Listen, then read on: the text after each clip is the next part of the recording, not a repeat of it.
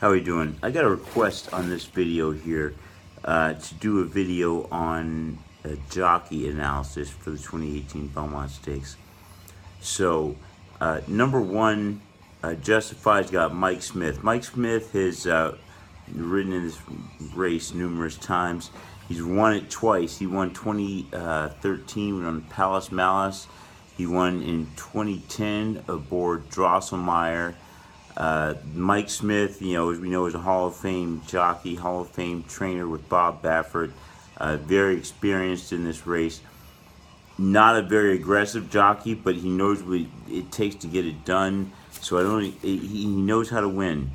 Yeah, so I don't expect him to do anything too crazy in this race. Board number two, Free Drop Billy, we have Robby Albarado. Albarado's never won this race. Trainer's Dale Romans, he's never won the race either. Robby Albarado rode Curlin in 2017. I mentioned earlier, he probably could have won the race had he been a little bit more aggressive. That was a very slow-paced race. So he does have experience. He came down to a duel in the end of this race, and he lost to Rags to Riches, which was ridden by John Velazquez, who's in this race aboard Vino Rosso at number 8. Number 3 is Bravazzo. Luis Saez never won this race. He's a decent jockey. He can win. His win percentage, I think, is 21% on the season. So he's a decent jockey. The trainer's Dewayne Lucas, lots of experience in this race. So I don't expect him to do anything too crazy either. He will be a little bit on the aggressive side. He's not over aggressive, but he will be a little bit on the aggressive side. So if the race is a slow pace, I would expect with Luis Saez, he may even take the lead with Bravazzo. Bravazzo's never led before in his career. He's not going to settle for a very slow pace. If number 4, we have Hofburg. Irad Ortiz, one of the top upcoming jockeys, especially in New York. He knows the track very well. He won in 2016. He won the Belmont Stakes above Creators, so he knows the track, he knows the race, the distance. He knows how to win in this kind of situation. He's aboard Hofburg. That's going to depend on the quality of the horse and how the horse is up to this race. But Irad Ortiz aboard Hofburg. He may be able to have what it takes to get it done because he's got the smarts and he's got the he's a little bit aggressive as well.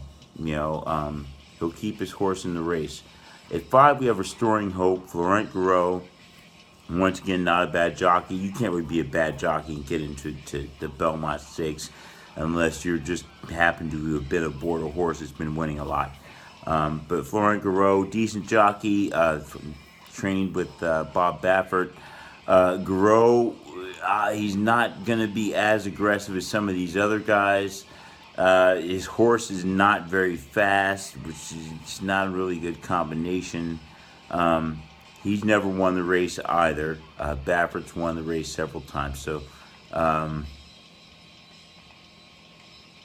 Flourent Geroux aboard Restoring Hope. It's kind of something you can't really call too much as far as what his performance is going to be. I don't even think this horse should be in the race. So I think he's really got nothing to lose. So he may take a lead. He may try to box somebody out. So keep an eye on him. I think Bob Baffert is using this horse as some sort of a defensive tactic. I don't really think he has the talent to be able to win it. Now, moving on to number 6, Gronkowski. He's been riding overseas.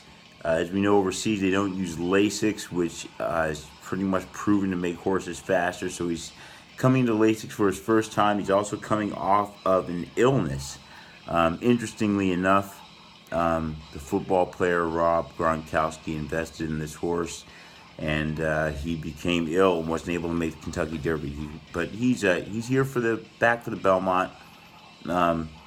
Jose Ortiz won the Belmont Stakes last year aboard Tappert. So he's got a jockey that knows the track. He knows how to win this race. Trainer's Chad Brown.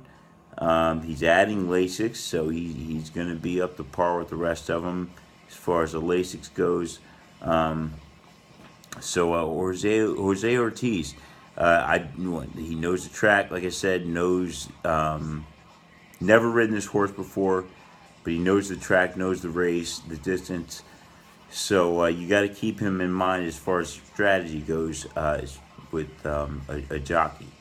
Number 7, Tenfold. We have Santana above this. Santana's only, he won twice on the horse. They switched to Espinoza. Espinoza wasn't successful. They switched back to Santana. He runs 3rd in the Preakness.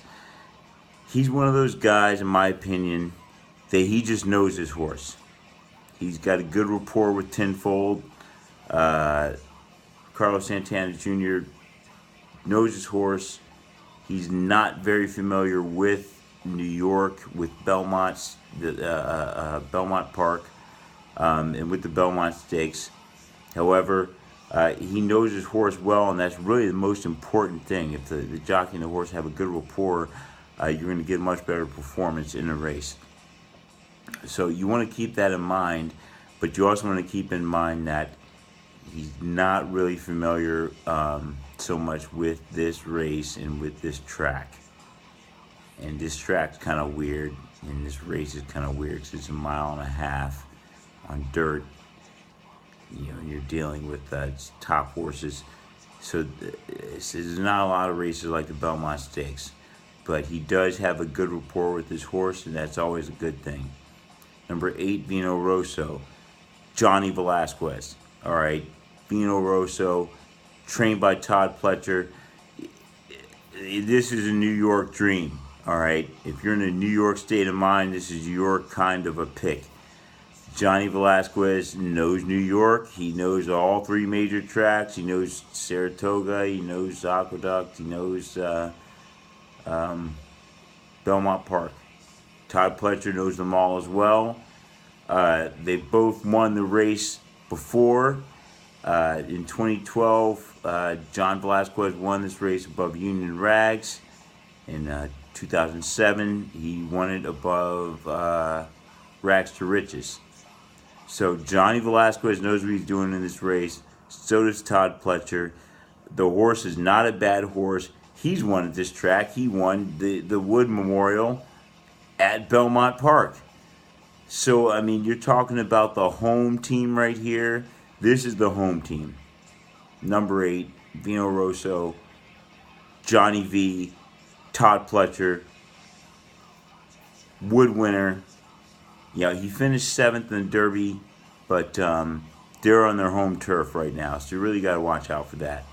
These guys could be dangerous.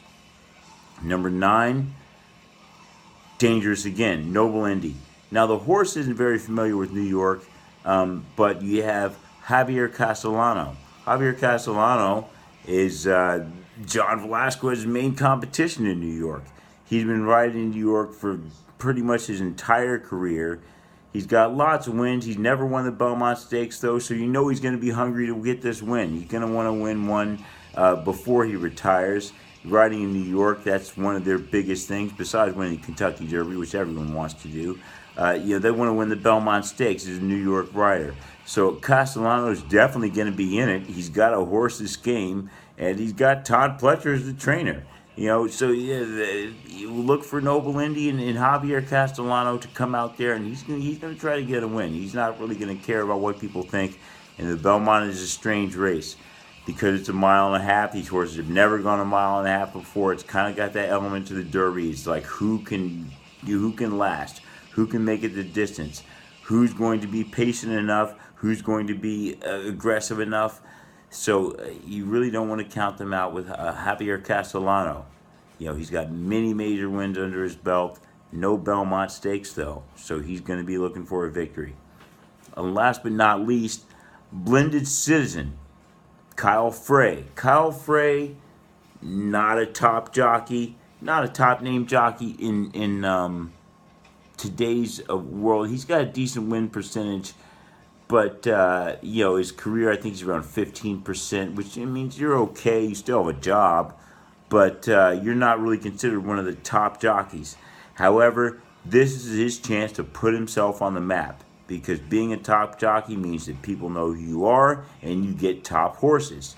So you can be a great jockey with average horses and you're only going to win so much. So this is his chance. He won the Peter Pan Stakes, which took place a few weeks ago. Same track. This horse, Blended Citizen, he's riding, knows the track. They've been successful on the track. Now, they won that race at 1 1/8 miles. Now, we're going 1.5 miles now, so it's quite some different distance longer. But you're looking at the familiarity. The jockey, he's familiar with the track now. He's won with this horse. He's got a good rapport with the horse. And the horse knows the track as well, so he's going to feel right at home. Just going to be running a couple of extra furlongs. And so, once again, you want to keep them in mind. So from a jockey duel standpoint, this race is pretty wide open. It's pretty wide open. There's nobody that I think has a major disadvantage from the jockey standpoint now. The horses they're riding will prove to be some difference as to which horses can go that distance and maintain their speed above that distance. But the jockeys are all for that distance. They're pretty smart, and or they've got a good rapport with the horse, which you need those things to be able to win the Belmont Stakes, especially because, as I said earlier, we're going 1.5 miles, and none of them have ever gone 1.5 miles before. That's the big kicker with the Belmont. That's what makes it so interesting. And it's the 150th Belmont. Belmont Stakes is old race going back to the 1800s. Wasn't always running 1.5 miles, but it's running 1.5 miles.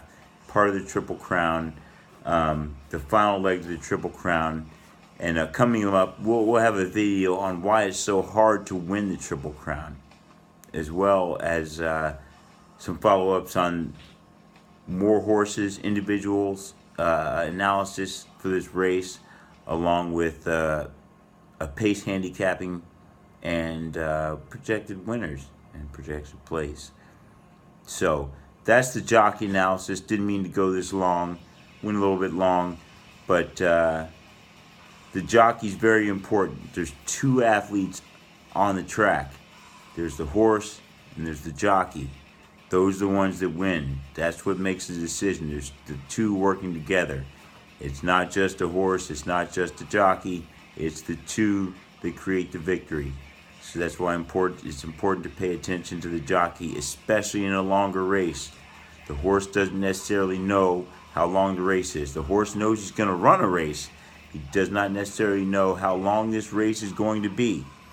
So it's the jockey's job to pace the horse and get him through the required distance, because the jockey has all the information. He knows how long the race is going to be, knows the track, knows what to expect. So that's why the jockey is so important. So that's it for this video here. Like, share, subscribe. And please check out the rest of the videos we have coming for you, the rest of the analysis on the individual horses. I have a video coming on the breeding and why breeding is important in the Belmont Stakes.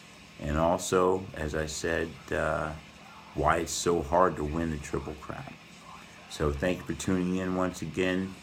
I'll catch you for the next video.